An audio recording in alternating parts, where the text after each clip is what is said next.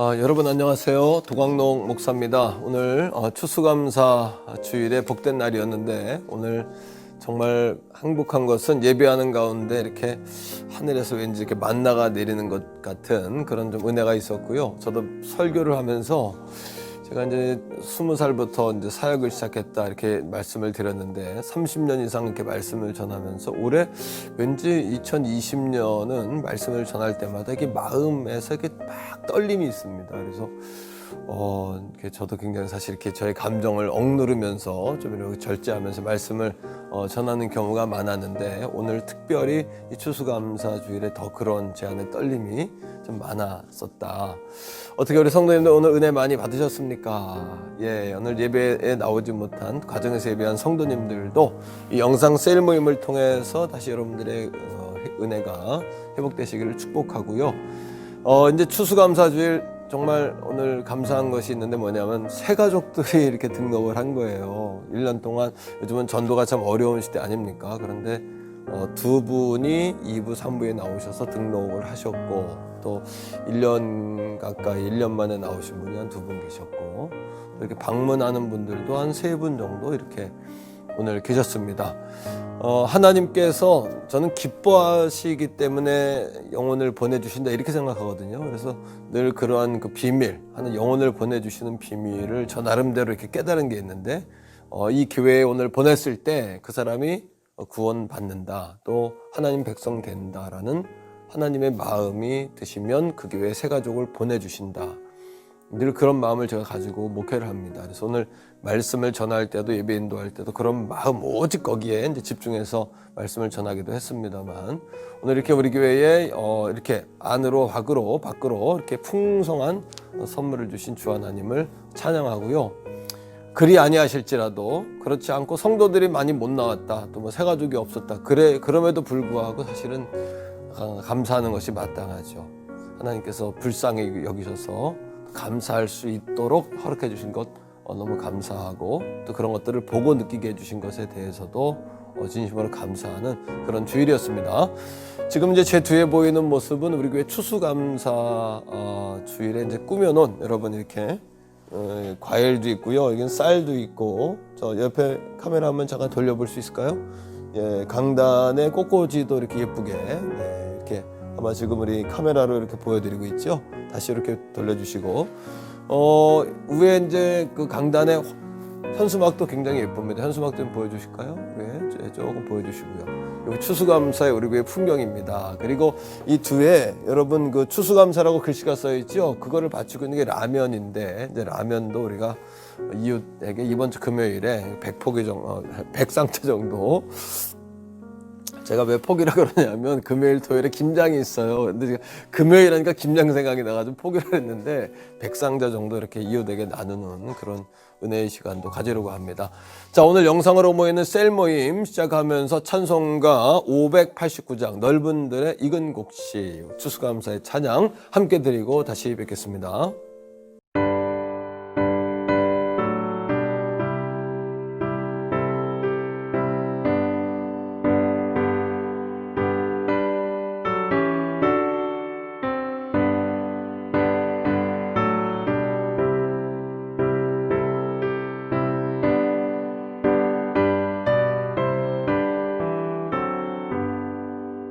넓은 들에 익은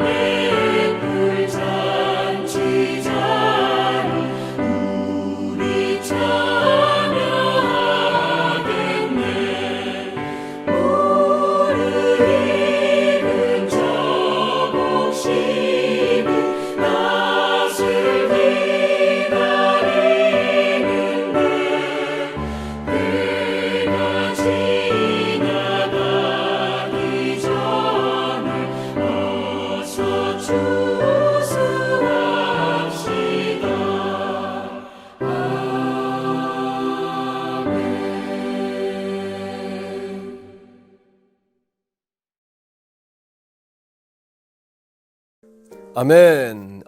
귀한 찬양 그대로 우리 삶에 정말 풍성한 은혜를 주시는 주 앞에 감사와 찬송과 영광을 올려드립니다. 자, 오늘 함께 읽을 말씀은 시편 16편 1절로 5절의 말씀입니다. 우리 귀한 말씀 듣고 은혜의 말씀 나누겠습니다. 제 16편 다윗의 믹담. 하나님이여, 나를 지켜주소서. 내가 주께 피하나이다. 내가 여호와께 아뢰되 주는 나의 주님이시오니 주밖에는 나의 복이 없다 하였나이다. 땅에 있는 성도들은 존귀한 자들이니 나의 모든 즐거움이 그들에게 있도다. 다른 신에게 예물을 드리는 자는 괴로움이 더할 것이라. 나는 그들이 드리는 피의 전제를 드리지 아니하며 내 입술로 그 이름도 부르지 아니하리로다. 여호와는 나의 산업과 나의 잔의 소득이시니 나의 분깃을 지키시나이다. 아멘. 귀한 말씀 함께 읽고 왔고요. 잠깐 기도하겠습니다. 사랑의 하나님 감사합니다. 오늘 말씀의 제목처럼 우리의 힘든 한숨도 감사 찬송으로 바뀌는 기적 같은 시간, 기적 같은 날, 이 추수감사가 되게 하여 주시옵소서. 예수님 이름으로 간절히 축복하오며 기도합니다. 아멘. 여러분, 우리가 그 복을 받는다는 것은 사실은 굉장히 놀라운 일입니다. 왜냐하면 복 있는 사람과 복 없는 사람의 삶은 하늘과 땅 차이와 같기 때문이죠. 시편 1편에 보면 복 있는 사람은 이렇게 시작했던 말씀이 시편 1편 3절로 가면 그는 시냇가에 심은 나무가 이렇게 말씀이 시작됩니다. 그러니까 복 있는 사람의 실체가 3절을 통해서 이제 소개되고 있는 건데요. 말씀은 이렇습니다. 그는 시냇가에 심은 나무가 철을 따라 열매를 맺으며 그 잎사귀가 마르지 아니함 같으니 그가 하는 모든 일이 다 형통하리로다. 그러니까 복 있는 사람의 특징은 형통하는 겁니다. 이 형통한다는 것은 이제 히브리어로는 짤라흐라고 읽는데요. 이 짤라흐라는 단어에는 번성하다, 돌파한다, 승리한다 이런 의미가 있고요. 영어로는 뭐 번성한다라는 의미도 있지만 또 특이하게 스무스라고 이런 의미도 가지고 있습니다. 그래서 부드럽다, 열린다, 뭐 이렇게 스무스하다, 뭐 이렇게 형통의 의미를 이제 이야기하기도 하죠. 시냇가에 심은 나무, 복 있는 모습인데, 그러니까 물 곁에 뿌리를 내리고 있어서 계절을 따라 잎사귀가 푸르르죠. 질문입니다. 이 시냇가에 심겨진 나무가 한 일은 뭘까요? 열매를 맺을 수 있도록. 그건 한 가지입니다. 물에 뿌리를 내렸다는 거예요. 우리도 마찬가지입니다. 복 있는 사람은 시냇가 대신 우리 하나님께, 우리 주 예수님께 우리의 영혼의 뿌리를 늘 대고 있어야 한다. 이것이 이제 복된 사람의 어떤 모습이겠죠. 자, 반대로 그러면 거칠고 메마른 바위산에 심은 나무는 어떨까요? 시냇가와 멀리 심겨진 그런 나무들 있잖아요. 바위 틈, 산꼭대기 뭐 이렇게 심겨진 나무 말입니다. 이런 나무들은 아무리 몸부림쳐도 열매를 맺기가 어렵죠. 열매는커녕 뭡니까? 살아남는 것만 해도 다행이다.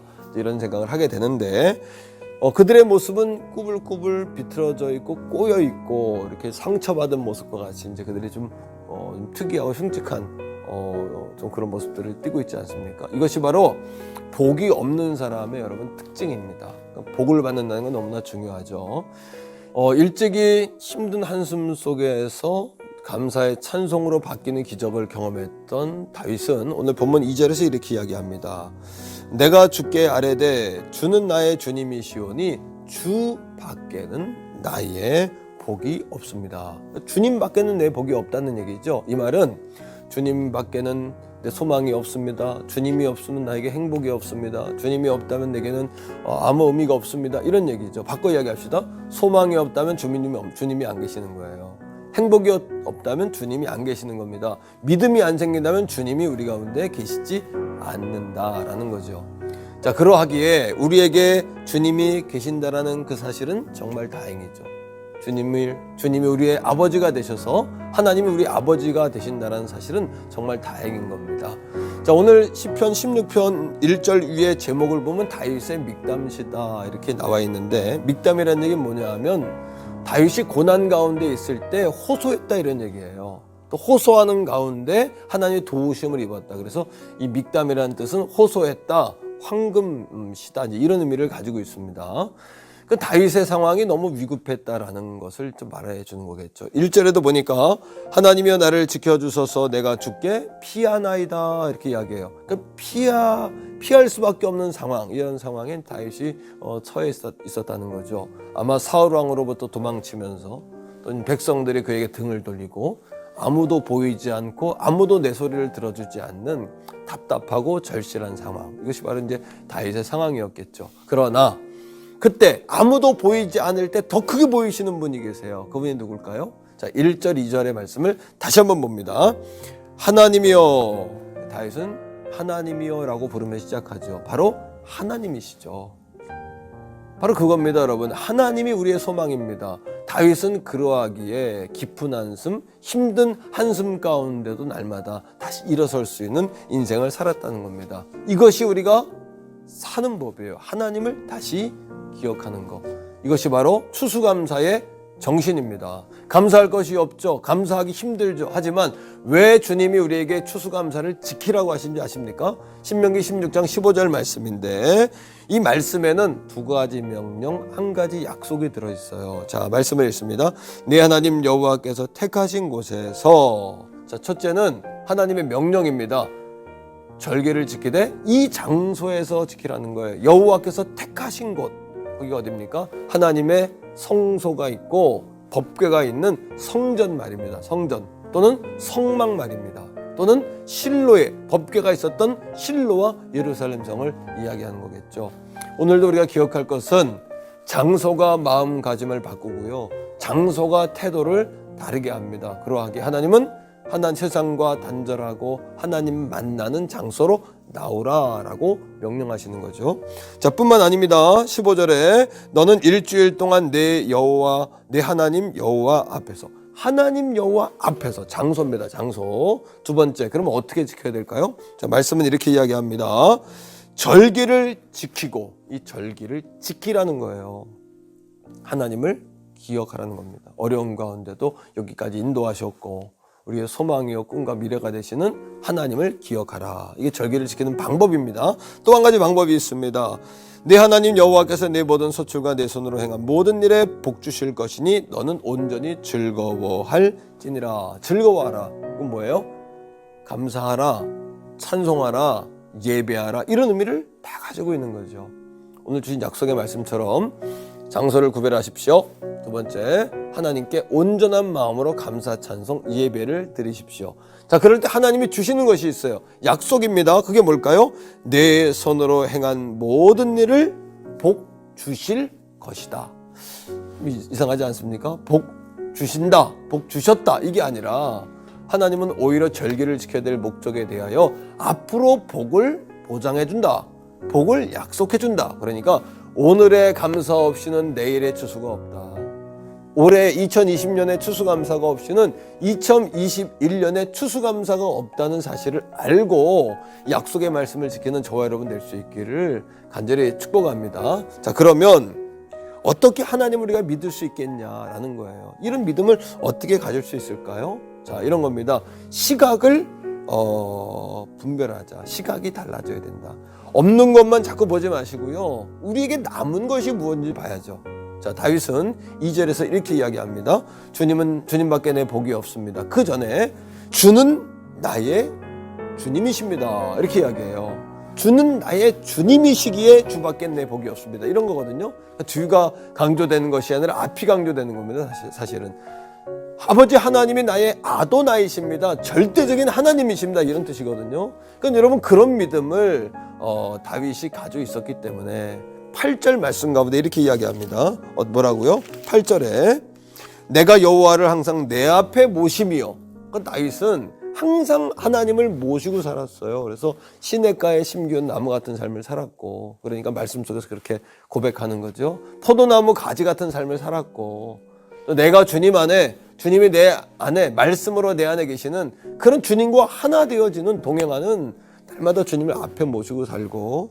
자, 8절에 계속해서 그가 나의 오른쪽에 계심으로, 오른편에 힘이라는 이야기죠. 하나님을 힘으로 삼았고 그분을 항상 모시고 살았다는 이야기입니다. 그러하기에 내가 흔들리지 아니하리로다라고 다윗이 고백하고 있는 겁니다. 자, 말씀을 맺습니다. 믿음으로 산다는 것은 결코 답답한 삶이 아닙니다. 감사하며 산다는 것은 모자른 삶이 아니죠. 자, 우리는 종종 여러분 주님밖에 없습니다. 뭔가 실패했으니까 주님밖에 없다 그러는 거 아니냐? 이렇게 이야기할 때도 있죠. 또 믿음으로 삽니다. 그러면 믿을 게 없으니까 하나님만 믿는다는 거 아니냐? 이렇게 말할 수 있지만 사실은 하나님을 믿으며 산다는 것은 그 정도의 삶이 아닌 거예요. 자, 5절은 이렇게 우리에게 이야기하고 있습니다. 여호와는 나의 산업과 나의 잔의 소득이시다. 나의 분깃을 지키신다. 이렇게 이야기하거든요. 이 말은 내가 하나님의 자녀로서 하나님의 권세 내 권세, 하나님 재산 내 재산, 하나님의 능력과 은혜가 내 것이란 이야기죠. 이것만큼 여러분 부유한 게 있을까요? 두 번째, 6절은 이렇게 이야기합니다. 내게 줄로 재어준 구역은 아름다운 곳에 있으며 나의 기업이 실로 아름답도다. 다시 말하면 하나님이 우리의 울타리가 되어주신다. 하나님이 우리의 삶의 울타리를 정해주신다. 그러하게 하나님 울타리 안에 있는 저와 여러분들은 안전하다라는 이야기죠. 세 번째 9절입니다. 이러므로 나의 마음이 기쁘고, 마음 혼입니다. 나의 영도 즐거워하며, 영입니다. 내 육체도 안전히 살리니, 육입니다. 영적으로 또 혼적으로 육적으로 3분법으로 나눈다면 영과 혼과 육을 지켜주신다는 거예요. 다시 영권 그리고 인권, 물권을 우리에게 주신다. 오늘도 사랑하는 성도 여러분, 우리의 힘든 한숨이 감사 찬송으로 바뀌는 비결이 있습니다. 그것이 뭘까요?